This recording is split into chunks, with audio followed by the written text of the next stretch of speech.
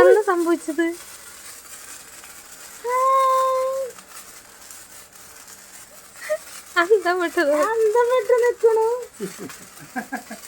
ഈ ലോകത്ത് ഇതൊക്കെ ഉണ്ടോന്ന് അറിയാൻ.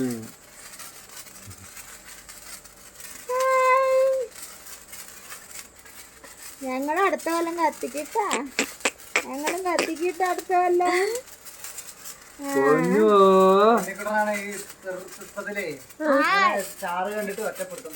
പിടിച്ചിട്ട് കൈ പൊള്ളിന്റെ